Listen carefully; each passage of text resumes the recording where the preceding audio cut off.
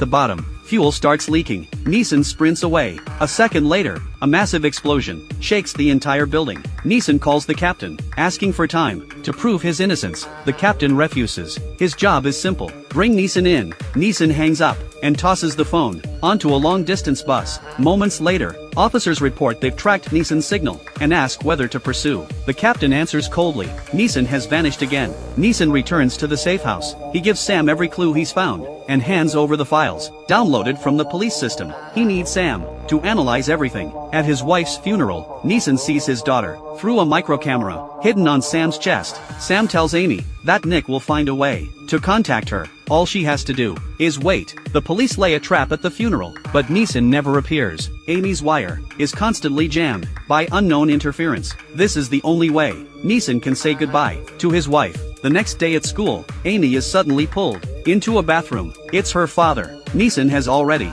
disabled the police bug. Other for so long, father and daughter hold each other tightly. Amy, who has just lost her mother, breaks down in her father's arms. Neeson fights back tears and holds her even closer. That's when Amy reveals a critical detail. Recently, her stepfather John has been acting strange. He's always surrounded by a large number of bodyguards. At that moment, a swarm of police cars arrives at the school. Officers storm into the girls' restroom, but Neeson is already gone. The captain orders all exits sealed. Neeson tosses a flashbang, creates chaos, and disappears into the crowd. Neeson begins closely surveilling John, but while driving along a winding mountain road, a massive SUV suddenly rams him from behind. Neeson has no time to react. His car is sent flying off the cliff. The attackers step out, throw a grenade into the wreck, and walk away, as the explosion consumes the vehicle. After they leave, Neeson crawls up from below the slope, completely unharmed. He hijacks a passing car, and quickly catches up to the killer's vehicle. Inside the building, Neeson drops one man instantly, with a glass bottle. The noise alerts the others. Guns come up. One killer moves in to check the back room.